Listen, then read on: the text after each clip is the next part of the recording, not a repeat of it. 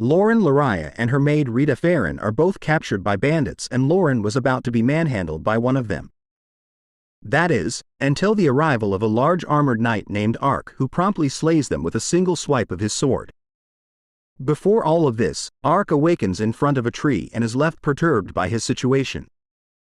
After calming himself down, he assesses himself and his equipment and realizes that he's inside of the body of his game character, Ark.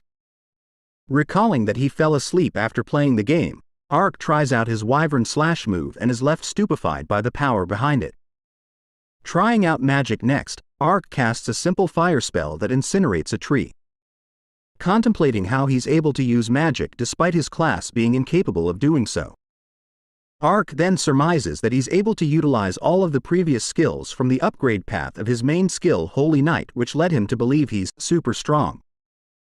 Growing hungry and sadly without food or funding, Ark casts a gate spell to teleport him somewhere, but is instead teleported off a cliff he stood close by. Reflecting on how the gate spell works, Ark instead uses another spell called Dimension Move. Landing safely by a river stream, Ark takes off his helmet to drink from it, but realizes that his head is that of a skeleton. Remembering that he chose the skeleton avatar back in his old world, Ark fathoms that if he entered a town without wearing his helmet he'd be treated as a monster. Hence, he plans to try and avoid drawing any attention to himself and teleports to a nearby town. The name of the town is Luvierte, and after exploring the place a bit, Ark encounters a woman arguing with an investigator over his failure to obtain the information she hired him for. As it turns out, the woman was an elf, which amazes Ark, but he soon loses sight of her. He, however, then finds the town's mercenary guild and upon entering it, tries to acquire a license.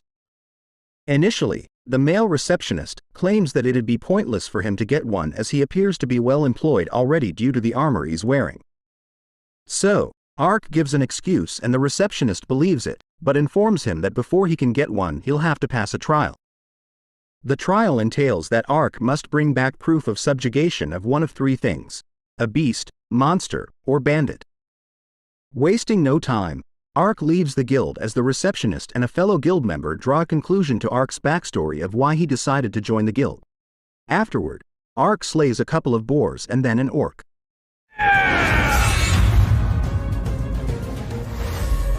Carrying the proof of subjugation, Ark spots a group of bandits surrounding a carriage who slays the guards and surround a noble lady and her maid. Reflecting on how different the situation is from killing beasts or monsters, the bandits take advantage of the noble lady and her maid. We see again Ark slaying the bandits and this time finishing off the remaining bandits with his wyvern slash move. Once the bandits were dealt with, Ark checks upon the two ladies and learns of their names, and when Rita asks if Ark belongs to a noble. Briskly, Ark comes up with a makeshift story of how he's a cursed knight that's on a journey to find a remedy for his condition, but withholds that from the two for now. As Rita and Lauren step into the forest to take care of themselves, Ark cremates the bandits' bodies with his fire spell and notes his lack of guilt for killing them all. Before the ladies return, Ark loots the bandits' belongings and uses their horses to carry it all.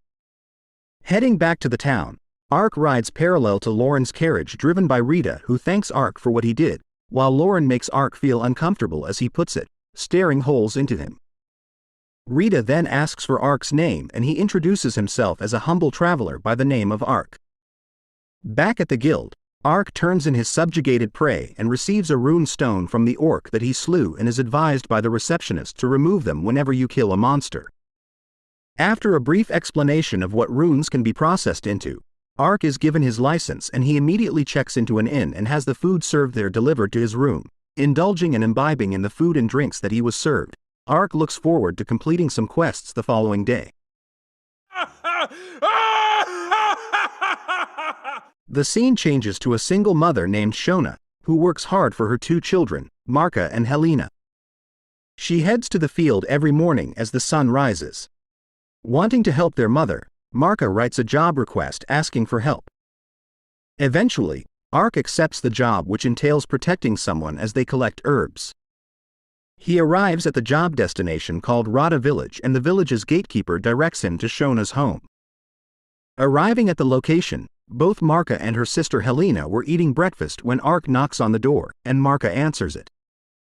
Immediately bewildered by the large presence of Ark, who informs her that he accepted their job posting from the Mercenary Guild.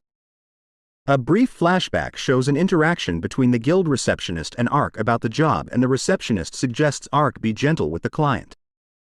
Back in the present, Ark is served tea and Marka politely asks if they can start immediately, to which Ark accepts, and thus Marka prepares herself for the work ahead. En route to their destination, Ark mentions that the job details mentioned fanged boars have appeared around the village, necessitating protection. Hence, Ark asks why Marka is trying to complete this mission so quickly, and Marka confesses that her mother would be coming home soon and disapprove of what they're doing. She also asks that Ark keep this information from her mother, and goes on to reveal that her father passed away the previous year, and that her mother had been raising them by herself. Her mother took it upon herself to take up her father's job to collect herbs, and Marka wants to make her mom happy. The confession impresses and moves Ark's heart, and is resolved to help Marka with her task to collect herbs.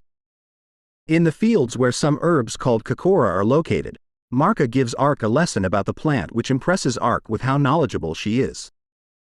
Marka then suggests they head to the nearby kobumi tree, but some shaking in the bushes alerts him, and upon investigating it finds a wounded green multi-tailed monster.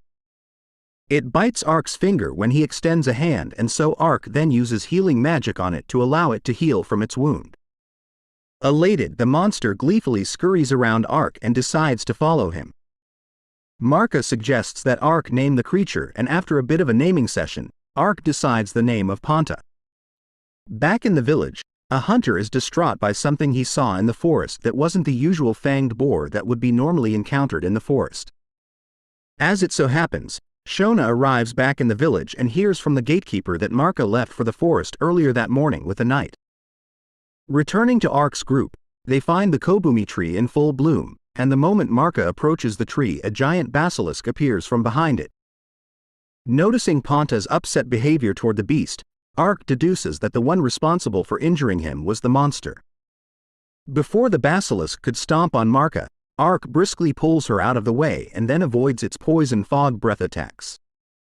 Analyzing the basilisk's attacks, while defending against its paralyzing claws and whip-like tongue, Ark then uses his holy shield of Tutates to defend against a petrification attack. After this, Ark uses his judgment attack that slices the monster in half, thereby defeating it. Happy that the monster was defeated, Marka notes that the villagers will celebrate the monster's death, but Ark requests that it be kept a secret, and Marka understands. Ark then notices a ring around the monster's right ankle that disappears moments after it was spotted. It's deduced by Ark that the fanged boars that appeared close by the village were drawn there by the basilisk. As it so happens, one appears before them, and Ark slays it and presents it as a gift to the village, but notes he'd take the boar's fangs and rune stone as payment. He also intends that the hide be tanned and given to Marka, and the meat would be divided among the villagers. Marka then reunites with her mother Shona, who embraces her daughter, and Ark formally apologizes to Shona for recklessly allowing her daughter to go into the forest.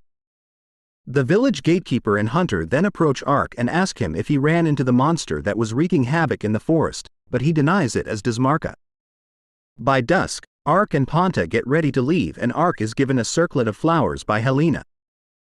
Later that night within the forest, a large group of soldiers slay a giant basilisk of their own. The leader is given a status report of the total number of deceased and injured soldiers by his subordinate, and about how a single person managed to slay a giant basilisk by themselves. Amazed by this feat, the leader surmises that the one who slew it must be either a god or devil. Meanwhile, Ark enjoys himself in his room with Panta and considers taking on a more challenging quest the next day. Meanwhile, Ariane's inner monologue notes how the elf and human treaty is nothing more than a farce at that point in time, and that she seeks more power. It was the encounter with a large man in silver armor that would change her destiny, as she spots Ark with Panta on his shoulder exiting a cave and prepares to attack him. Before this encounter, Ark was chasing a group of bandits inside of the cave, and after they were dealt with, Ark finds their hoard of treasure. He also spots a couple of cages there, but pays no mind to them. Elsewhere, in Diento, Marquis Triton hears from his consort Celsica about the failed assassination attempt on Lauren's life. As for the beasts that were set loose in Louvierte, they were the giant basilisks which were both individually slain. The news disheartens Triton, and Celsica asks why Prince Decares was targeting the area in the first place. Triton, on the other hand, has no clue, but surmises it's from His Highness backers from the Eastern Empire.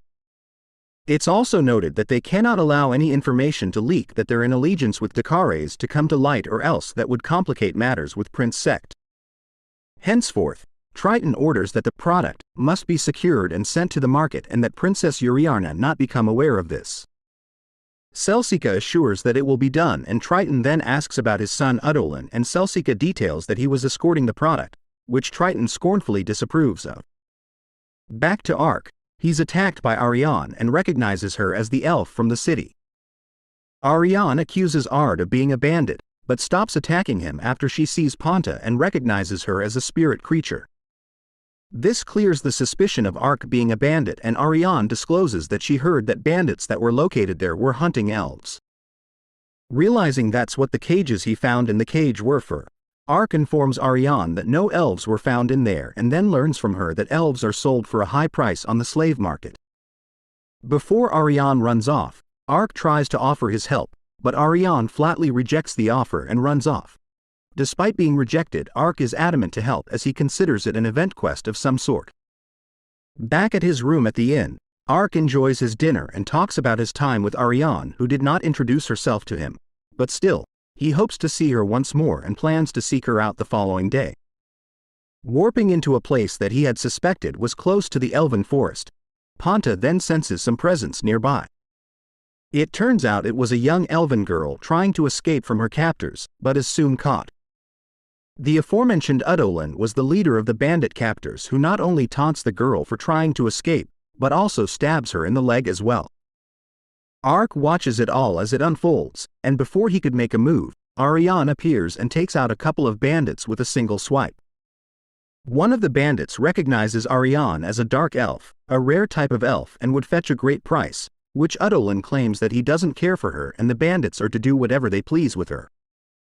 A large number of bandits then surround Ariane, but she instantly defeats them, and one of the remaining bandits recognizes Ariane as an elven warrior. Once Ariane takes out nearly all of the remaining bandits, Ariane is caught in a pinch when Udolin takes one of the elven girl's hostages. Seeing an opportunity to help, Ark appears behind Udolin and uses his armor lariat attack against him, which KOs him. The remaining bandits are then dealt with by Ariane. The elven captives were rescued, and Ariane notices that the captives wore mana-eating collars. Unaware of what such a collar is or does, Ariane explains that it suppresses their ability to use their spirit magic. Ark casts Uncurse on one of the elven girls and then heal magic to heal the wounds on the girl. This act leaves Ariane amazed at how he was able to accomplish such a feat with little incantation. Soon, Ark removes the remaining collars on the rest of the elven girls. Ariane summons her spirit creature, a whispering fowl, to relay a message about the rescued elves. Eventually, a couple of cloaked elves arrive at the scene and pick up the formerly captive elven girls. With the elven girls out of the picture, Ariane recounts the skills and abilities that Ark displayed and demands to know who he really is, but Ark assures that he is no one of any importance. Just as the whispering fowl returns and relays a message from someone claiming that the main perpetrator's HQ was located in Diento and that they're going to make a move on there soon. In light of this, Ariane asks to hire Ark for his services. Triton, molesting the two elves tied up on the bed. The elf tells Triton, if he's going to do the unholy things he should get it over with. Oh my, what is she thinking? Triton prepared to have his way with them, but first chastises his son, Udolin, for his recent failure. He tells him to pay close attention while he shows him how to be a gentleman with elves. Elsewhere, Ark and Ariane manage to successfully land on Triton's mansion and catch the attention of a couple of guards. Using his wyvern slash, Ark slices the bell there that allowed distraction, allowing them to infiltrate the place. Ark then blends in with a statue of a knight, to which the guards run past them unaware. At that moment, Celsica informs Triton about the intruders in the mansion. Triton asks why haven't they dealt with it already, so he can go back to his teachings. However, Celsica claims that the invaders are monsters. The door behind him explodes. After the smoke starts to fade and settle, from the newly created hole in the wall, Triton wonders who dares to invade his palace. Ark and Ariane introduce themselves and claim they'll rescue the restrained elves. Ariane then incapacitates Triton, while Ark scares the daylights out of Udolin and in the process finds a hidden room. Ark was going to inform Ariane of this he find, but she and the other elves were far too busy punishing Triton, which irks both Ark and Ponta. Just then the guards of the mansion arrive and Ariane uses a fire spell on her sword to attack the guards and asks that the elves meet with Donka. The two elves then leave and Ariane goes to check up on Ark, who loots the gold from the hidden room. Caught in the middle of the act, Ark claims that he's prohibiting the Diento family from rebuilding in the future and Ariane buys it. Several bombs are detonated across the mansion and because of this, Ark and Ariane teleport to a safe location. Although the pay that Ariane had in store for him was inadequate, she offers Ark to accompany her to the elven lands where more elves are being held captive. The proposal internally elates Ark, however, he questions whether someone like him will be well welcomed in the land.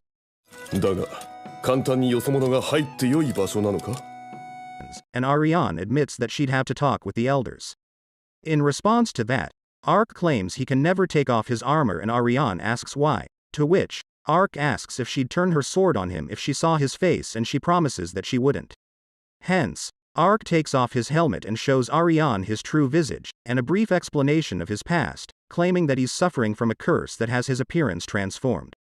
Deducing that he's not of the undead and placing her trust in him for helping her out so far, Ariane claims he'll be welcomed in the land of elves. Furthermore, the elder may be able to help him change back into his original form.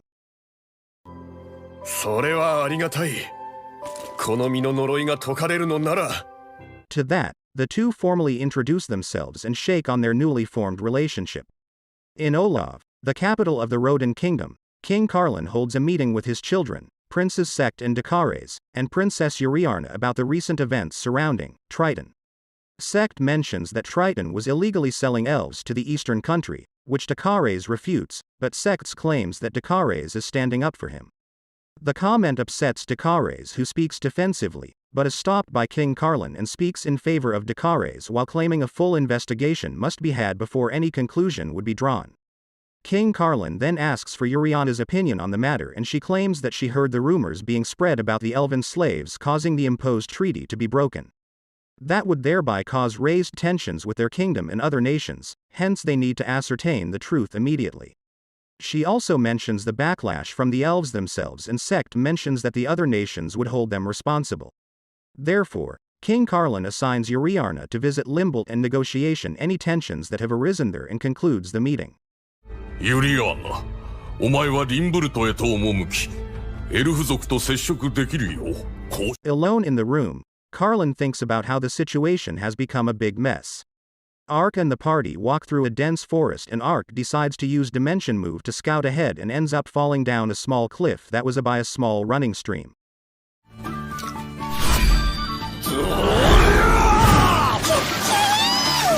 They decide to make camp there and that night, Donka has a whisper bird deliver a message to Ariane informing her the elves they rescued are in his care.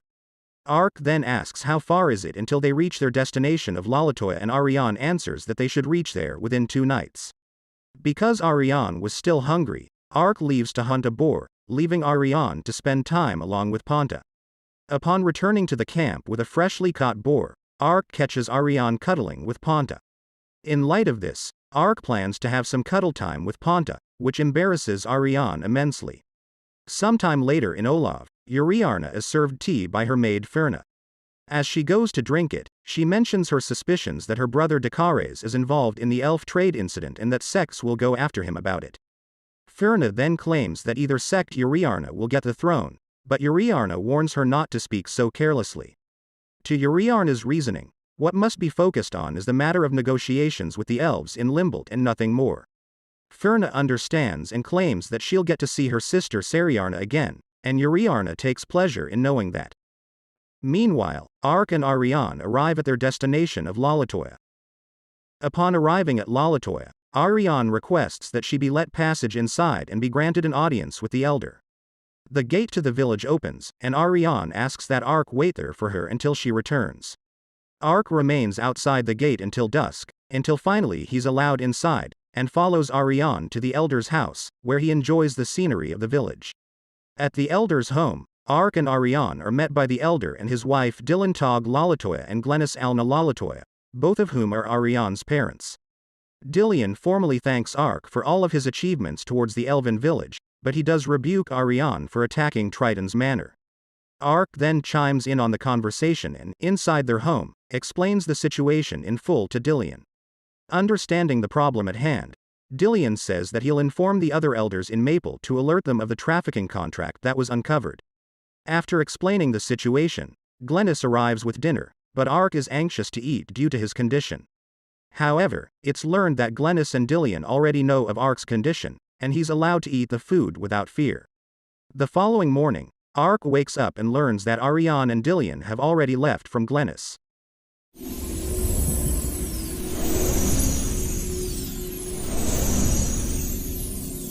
Glennis then gives Ark a tour of the village and knows a bit of the village history from her.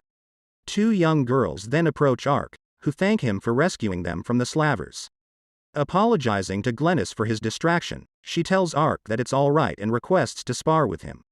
Meanwhile, Ariane and Dylan listen to the elders debate on how to proceed with the humans violating the 400-year treaty about enslaving elves. The result of the discussion is settled by Elder Brian Bond Evangeline Maple, who suggests they observe the Rodan Kingdom's reaction to the attack on the Lord's manor.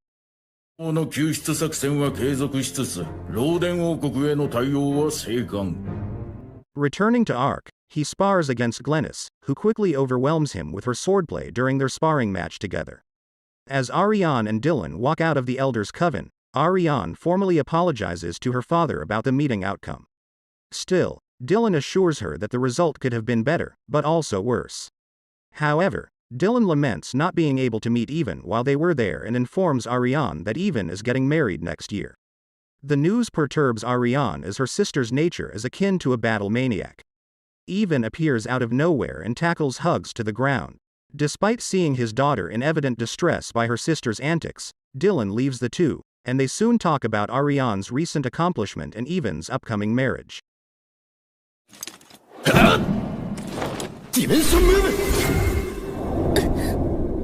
Back to Ark again, he finishes his spar training with Glennis and later enjoys a soothing bath with Ponta. Eventually, Ariane arrives home and readies herself to take a bath, only to find Ark already in there, and acts apprehensively.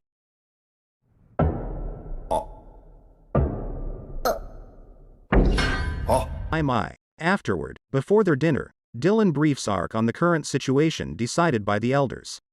He also hires Ark to hunt down the names on the contract while also freeing any elves he encounters.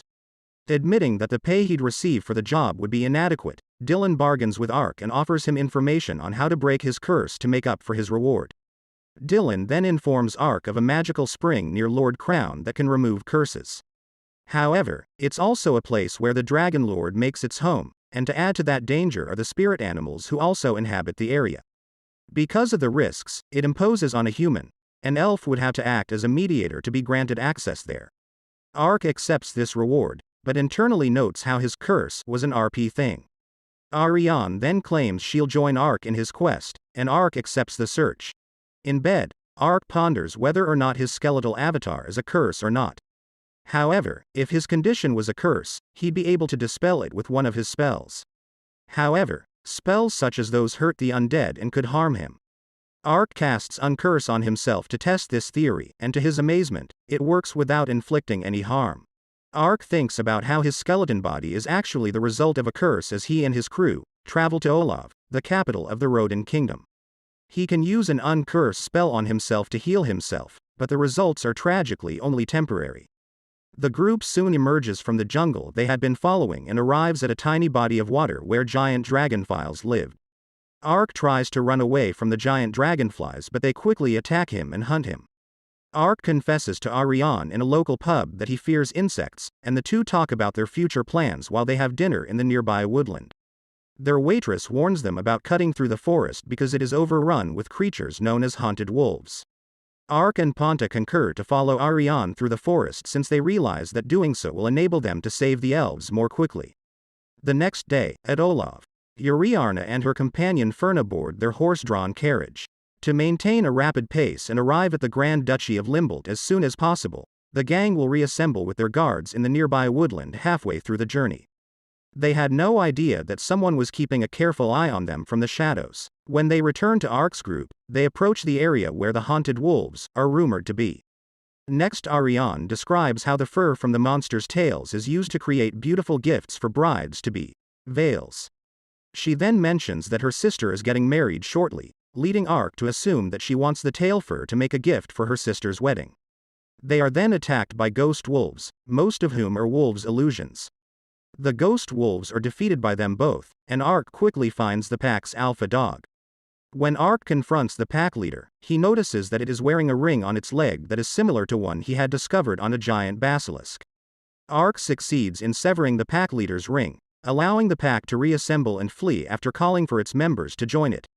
Ariane soon reunites with Ark, and it is from him that she learns about the rings he discovered on the big basilisk and haunted wolf that had attacked them. After giving that explanation, they stop for a short while so that Ariane can gather fur from a dead ghost wolf. While traveling through the wilderness in her carriage, Uriarna shares her thoughts about the assignment her father gave her. She is completely aware that her other brother Sect would let things go without interfering and that her brother Dekares is the mastermind behind the elven slaves. At that precise moment, the carriage begins to tremble, and a few of the guards outside cry that they are being attacked. While Ponta returns to Ark's group, Ariane gets ready to skin the wolf's tail fur as Ariane senses a sound in the distance and moves toward it. Ariane stays behind to prepare the wolf's tail fur while Ark follows him. One of the 6 hooded intruders kills Uriarna and Ferna at her carriage, and one of Uriarna's guards was an accomplice. Ponta and Ark arrive on the scene shortly after. The attackers fire repeated fire beretta and rockshot attacks at Ark, who is immune to them, as he examines Uriarna and Ferna. Ark is surprised to discover that the attackers were the ghost wolves from earlier as he considers whether to cast a spell to revive both Ferna and Uriarna. When Ark joins the attack, they are able to kill a couple of them while the others manage to flee the area. As everything was resolved, Ark made the decision to cast regeneration on Uriarna, Ferna, and as many of her guards as he could before the wolves left. Uriarna momentarily regains consciousness as Ark is doing this and believes Ark to be an angel. Uriarna, who was brought to consciousness by Ferna, discovers that most of their guards were also healed in some manner. She declares this to the rest of her guard troops, considering their recovery an act of God. Witnessing an Ark after making the announcement from a distance, Uriarna gathers with Ariane, who has completed her own mission, and they move forward. When they get at Olaf, they almost get embroiled in a brawl between a young woman and 3 irate guys, but the young woman, who turns out to be the ninja girl, handles them with ease. Chiyome introduces herself as one of the 6 ninjas of the Jinshin clan and expresses gratitude to Ariane and Ark for liberating the captives back in Diento. After that, they move to a hotel room where Ark and Ponta introduce themselves, while Ariane does the same. In response to Chiyome's question on why Ark referred to her as a ninja in Diento, Ark says ninja exist where he is from. Chiyome is surprised by this and speculates that Ark might be from the same area as the great founder, who lived 600 years ago. Internally, Ark believes that his ninja hamlet was founded 600 years ago by a different individual from his world. Chiyome then asks Ariane why she wanted to speak with Ark and asks him to assist her in rescuing her fellow soldiers. In light of this, Ark says he's already agreed to assist Ariane in saving a number of elves. Chiyome answers Ariane's question about whether or not she has always saved people as Ark mulls about the scenario. In light of this, Ariane agrees with Chiyome and resolves to support her in her effort to free the captive beast people. Prince Dekares has a tantrum at the royal castle because the ghost wolves are no longer obeying him. The rings on the wolves may have been damaged in some way, according to Centrion, another man who was present, and Uriarna is probably still alive. Dakar's intentions to halt the negotiations between the elves and her would be severely hindered by this. Dekares then inquires as to the identity of the offenders, to whom Centron replies that they were probably elves and would eventually have reached Olaf. As advised by the Centurion, Dakares rides in a carriage to his safe house. Chiyome tells Ark that Hanzo, a human, not a beastman, founded her community as they and the others are traveling through a forest. She reveals that Hanzo was once a spy for the Revlon Empire who took it upon himself to take an orphaned beastman in his care and train some of them as well. They eventually ended up at Etzit Market, the biggest slave market in Olaf. By dusk, Chiyome reviews the strategy and orders Ariane and Ark to act noticeably before making a hasty exit. Chiyome acknowledges that she doesn't think everyone engaged will be able to flee.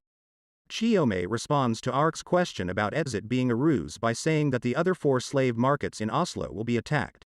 Ark and Ariane are determined to aid until the very end, contrary to Chiyome's hopes that the sacrifices will be small with their assistance. Ark, who has faith in his teleportation abilities, discovers through Chiyome that Hans is capable of using space-time ninjutsu.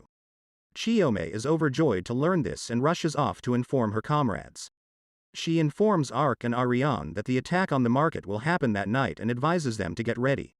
After supper, Ark and Ariane head back to their inn-room. They are then shortly approached by Chiyome and her companion Gomon, after Ark dons a new mask. Ark inquires after Chiyome when he hears Gomon's name if that is her real name. She responds that it is rather a title given to the most skilled in their clan. Gomon and Ark clash after this is revealed, but they quickly become friends again.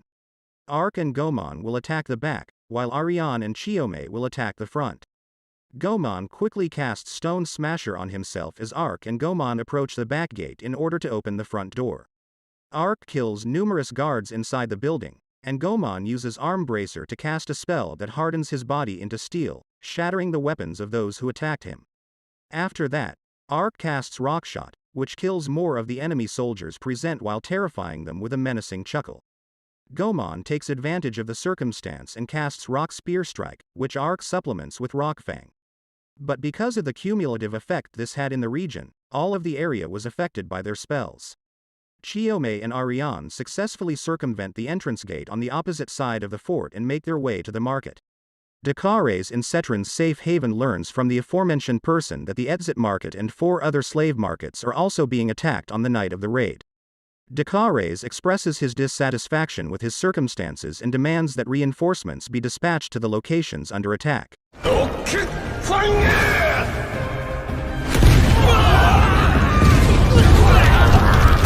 Chiyome, Ariane, and Ponta sneak into the Etzit market, where a few guards quickly approach them.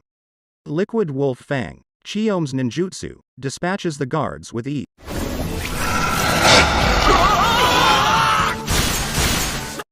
Ariane utilizes her fire magic to deal with the 4 guards after they are made aware of the situation.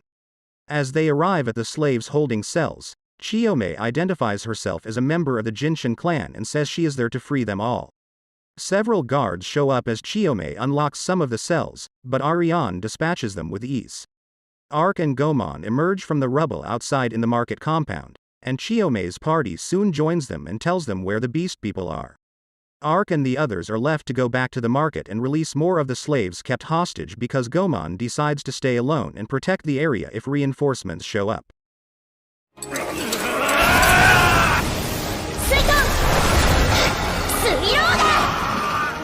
As they arrive, Chiyome discovers a heap of corpses, and a slave tells them that sick or disabled slaves were killed.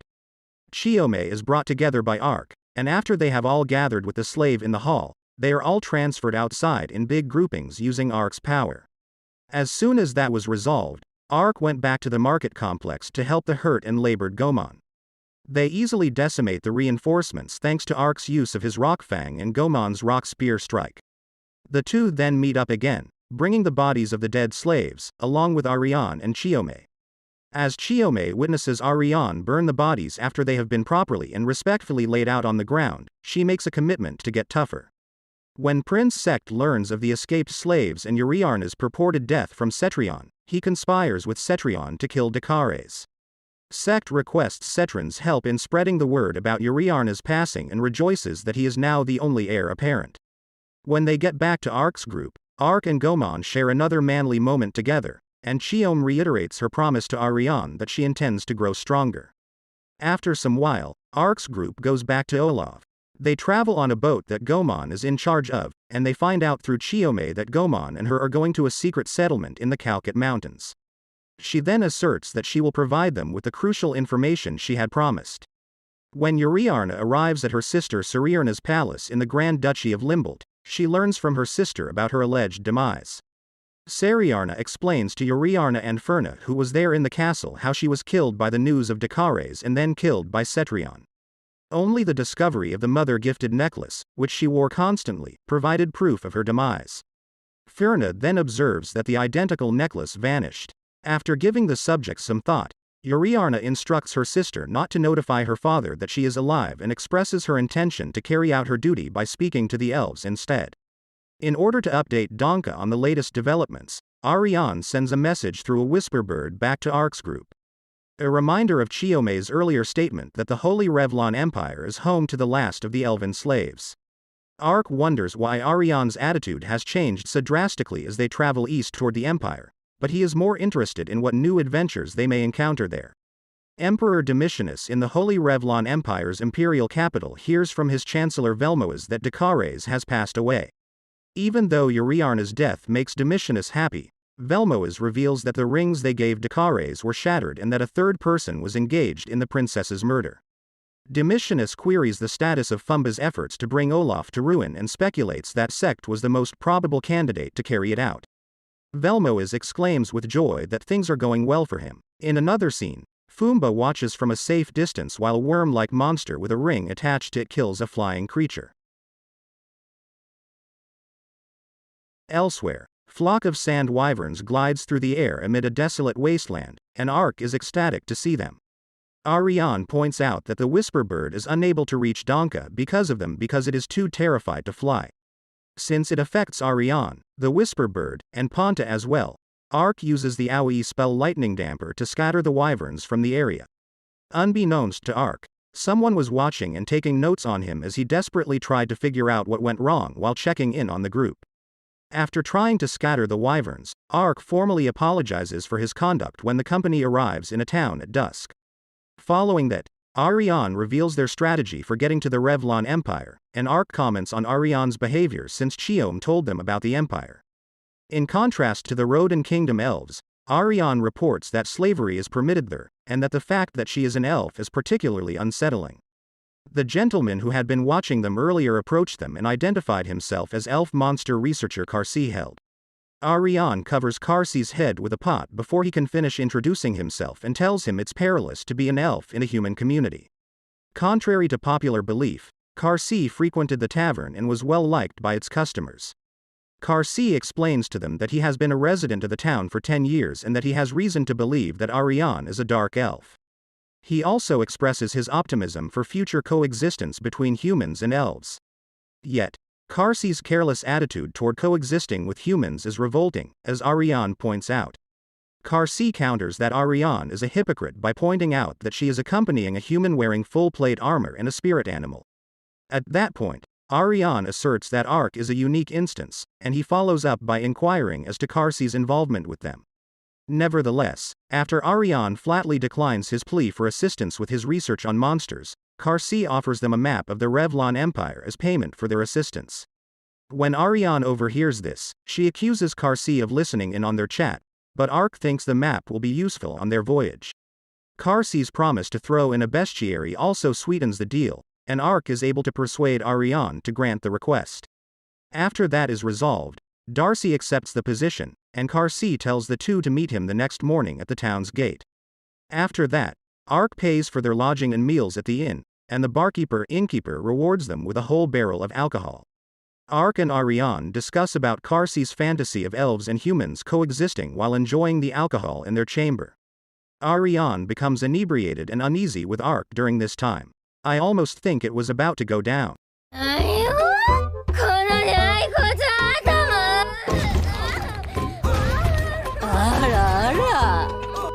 The following morning, Ariane awakens with a hangover and sees Ark in her room as a skeleton. Later, they run into Karsi, who tells them that the entire town heard them last night and introduces them to his friend. Ariane wants to kill Karsi after hearing this. Ark nevertheless halts her. The combination of Ariane's hangover, motion nausea, and the foul smell emanating from their wagon give the impression that she is quite unwell. Karsi says that the foul odor was coming from the dead goblins, which will be used as bait to catch a sandworm. After that, Karsi's human companion offers Ark a bottle of tea to help with Ariane's hangover. Ariane is hesitant to drink it, but Karsi reassures her that his friend is reliable. Then Ariane drinks it and praises how great it is, which makes Karsi's friend smile. The sandworm are hunting. Karsi explains when Ark inquires further about them. 最近分かったことだけど、ワイバーンの群れの近くにいることが多いらしい。The cart behind them then disappears, and Ariane notices that the sandworm in question has grown much larger than she had anticipated. Ariane attempts to save Karsi's companion from the wrecked cart after spotting him there. However, she is ambushed by the sandworm and must instead use a fire spell to take advantage of its fire weakness. The sandworm tries to attack her after she unsuccessfully attacks it, but Ark intervenes just in time to save her, enabling her and Karsi's friend to flee to a safe area. Ark takes advantage of the circumstance and removes the sandworm from the earth, and smashes it to the ground with his great strength. The linked ring vanished after the sandworm was defeated. The sandworm is bound and brought back to the town later that day. There, Karsi delivers the two their reward, but before they go, Ariane queries Karsi about why he lives among humans. Karsi replies that he assumes he loves them after being slightly taken aback by the question. Karsi adds that he didn't have a good time growing up in the village. Karsi had a similar opinion of humans when he first relocated to his current home, but he has since developed a fondness for them and believes that a day will come when they can live side by side. Ariane disagrees with Karsi's fantasy and doesn't think it's plausible. Karsi then inquires as to if she is familiar with Lambert Town, a port in Rodin that is run by Petros du Lambert and his wife Teresa, two humans. Ariane is shocked to hear this and believes Karsi is lying if it is true that the marriage was forced upon them. Karsi assures Ariane that it wasn't Petros who freed Teresa from slavery. Instead, it was Petros, and the two of them fell in love and wed. Since then, they've been working to strengthen the bonds between elves and humans. After that, Ark and Ariane continue traveling while talking about the prospect of elves and humans living. While fondling a few women by his side, an unnamed Revlon man informs Fumba about the current spike in the number of missing people. The Revlon man becomes ill to his stomach as a result of Fumba feeding one of his women to the monster he has in waiting for the next assault. Ark believes they had reached the Revlon Empire, where the abducted elves were being held, after reaching the border town of Kasek. They choose to ask around the town while attempting to avoid drawing attention to themselves because of the high security in the area. Around dusk, Ark reviews what he has discovered, including that the castle is making noises and that residents of the town have been disappearing over time. The existence of elves being held captive there, however, is yet unknown. Before reuniting with Ariane, Ark and Ponta hear a woman screaming and discover a woman in an alleyway being accosted by three males. When Ark gets there, she deals with the thugs. Soon after, Ariane shows up and, upon seeing Ark with the woman on his bosom, suggests that she leave. Terrified by Ariane's ominous voice, the woman flees. Fumba hears that evening in his stronghold from the three men who attempted to apprehend the lady in the alleyway that they were unsuccessful, so he feeds them to his white tiger monster. Ark observes Ariane's prickly personality as the gang travels near the fortress from outside the citadel.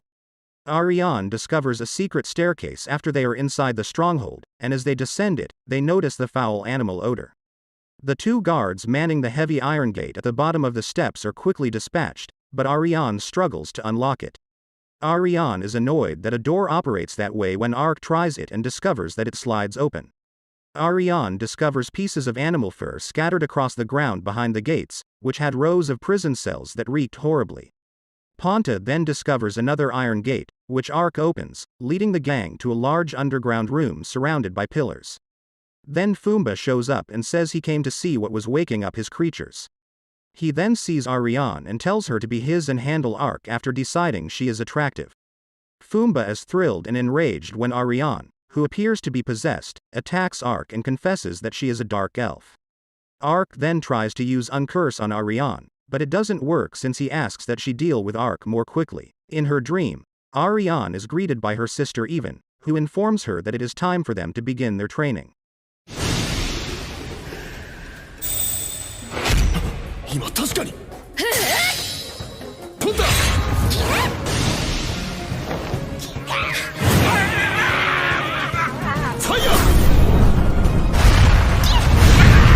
He continues by describing how skilled he is in his line of work, which concerns Ark, and notices that the rings on his belt resemble those he's seen before while traveling.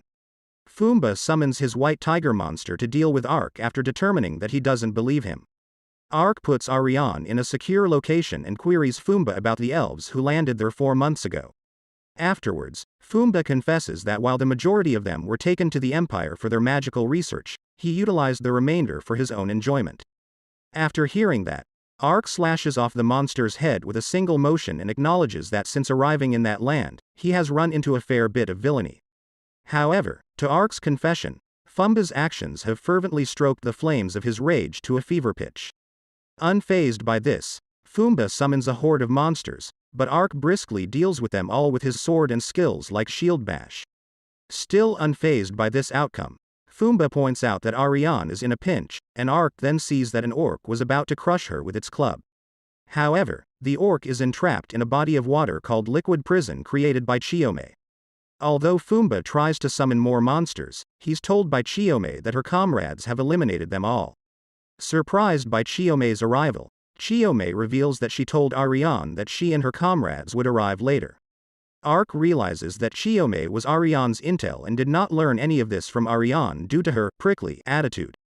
Just then the ground starts to tremor and Fumba claims that his masterpiece is hungry and they'll settle the score outside and flees the scene.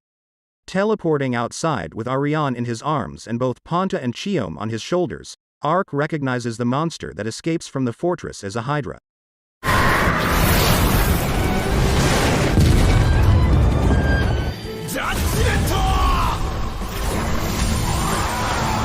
Chiyome advises a tactical retreat after Ark spots the rings on the hydra that escaped from the fortress, but the hydra launches a fireball directly at them before they can act.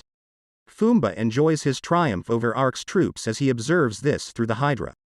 In a flashback, Fumba is shown being abandoned by his clan because he is weak and only seeks out flank power.